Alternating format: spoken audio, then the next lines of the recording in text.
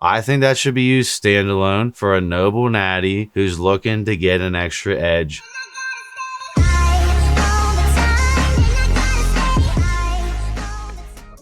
What is up, everyone? It's Russo. I hope everyone is doing well. ASMR Sip 1907. Check out 1907 water in the description below. Coupon code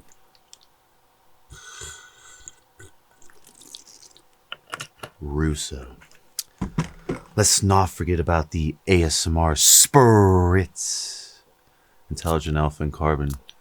Coupon code Russo. Today's topic is going to be going into should you or do I approve in quotation marks, of using natty test boosters as test bases for SARMs and or steroids. And in my opinion, no. You know, this myth has been out there since the beginning of me doing this shit on YouTube, right?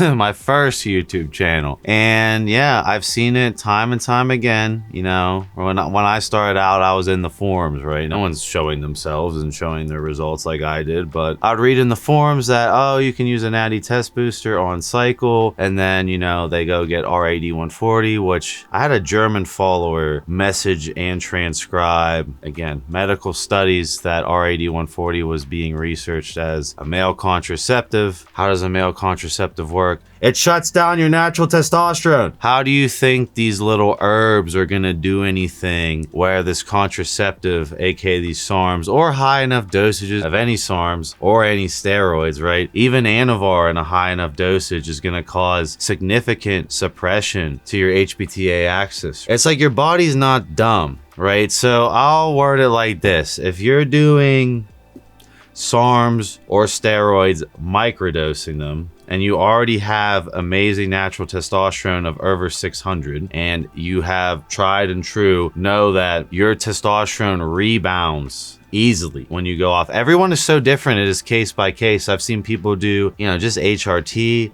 boom, their hormonal axis is fucked. Their connection to the pituitary of the brain and the gonads of the balls is fucked for whatever reason. I've seen people do grams and grams of shit, come off cold turkey. They're making 700 tests again. Their nuts go back to full size. They keep the gains and they skate by. It's a case by case thing. I've seen it all at this point. I will say that I will not recommend a natural test booster, even Gorilla Mind Sigma. I'll have Andrew throw up my Gorilla Mind Sigma review, which is an amazing natural testosterone booster. I think that should be used standalone for a noble natty who's looking to get an extra edge and overall looking to improve their numbers, or a natty that doesn't want to do any synthetic androgens, which I'm not against these people, and wants to, again, boost their number 200 points if they're low. That makes sense. When you're adding a synthetic androgen that is going to suppress your HPTA, again, this goes for SARMs specifically because with steroids, even orals, right, most of them have an estrogen conversion, but with these SARMs like RAD140, high enough dosages of LGD, high enough dosages of S23, basically it's going to take over the overall androgen level in your body, which is fine. That being said, the SARM does not convert into estrogen. Estrogen is needed for neuroprotection purposes. Estrogen is needed for overall fucking libido. You need estrogen for libido, and you will make no gains with low estrogen. Estrogen is the key to put on tissue. People avoid estrogen like the plague because of gyno, but overall you do need a healthy amount of estrogen, meaning if you're doing this SARM cycle and your E2 level is not 60 to 90, in my opinion, in that range the whole time, you are leaving gains on the table while destroying your health. If you think adding in this little natural testosterone booster is gonna go, like it's gonna turn the balls on while they're being throttled off by the master controller in your brain, you think wrong. You need to introduce something at least like clomiphene and clomiphene HCG, HMG, and you can check my description. But overall, you can't just use a root because it's not gonna work. I remember there was a guy in the forums, oh man, this is like I'm getting old here, 4 years ago, right? And he was super determined to prove it, and it was awesome. You know, he pulled blood. He did 3 or 4 blood pulls. So first blood pull, amazing natural testosterone. I'm gonna run what's the D-aspartic acid, tribulus, ashwagandha, the whole natural testosterone boosting stack, right? And as he continued on with the cycle, basically first blood pull showed significant suppression. He jacked the SARM SARM dosage up. I think it was RAD 140 if I'm not mistaken, which is extremely suppressive. You know, it pisses me off that all these people set people up to fuck up their hormones, or at least don't tell them. RAD 140 is extremely suppressive even at 5 milligrams a day. Tinfoil Hat Russo has dosed RAD 140 at 30 to 40 a day before experimenting around. It's gonna shut you to 0, even at 15 a day, my 2 cents, unless you're one of those genetic outliers that continues busting out natural tests, which in my opinion, your luck will run out eventually, but if you get away with it, cool, you're young. Third blood pull comes around, he's blasting this D-aspartic acid. He's blasting this tribulus. He's blasting the ashwagandha. And these products,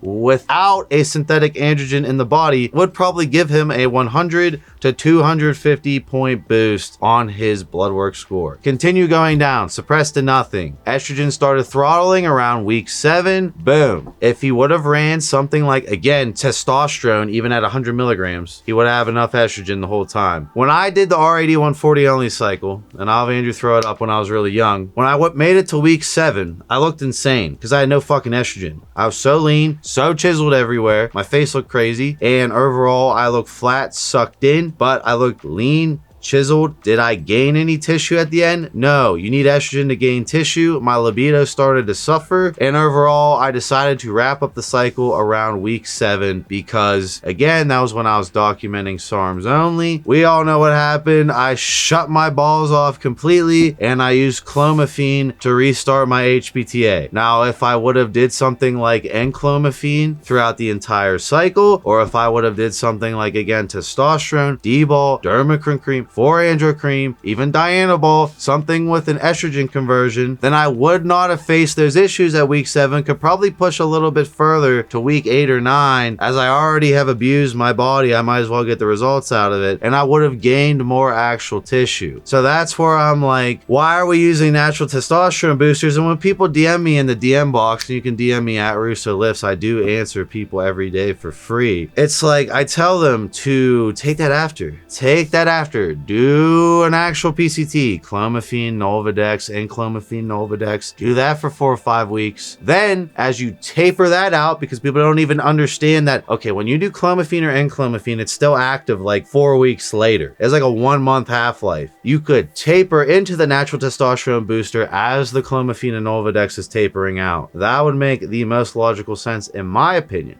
It's going to go on forever because these companies want to sell a natural PCT to boost their margins. I'm all about numbers and margins, you know? You guys support me on my source list. I'm not about bullshitting people because then you don't trust me. Don't take a natural testosterone booster thinking that it's going to save the day on a SARMs only cycle, because it's not. You need estrogen. Estrogen is important. And overall, I think that people need to get this myth out of their head that if they take some tribulus or D-aspartic acid, they don't have to PCT. If you're going to take synthetic compounds that directly fuck with your hormonal axis, why are you not going to research into the synthetic compounds you should introduce to fucking kickstart or attempt to kickstart the HPTA like a lawnmower to fire it back up? If you're going to do shit to turn it off, why are you not going to do shit to attempt to recover it? Okay? And it's a case-by-case thing if it bounces back or not. And that's the game you play in bodybuilding. Roll the dice, but you know the odds. I'll see you in my next video.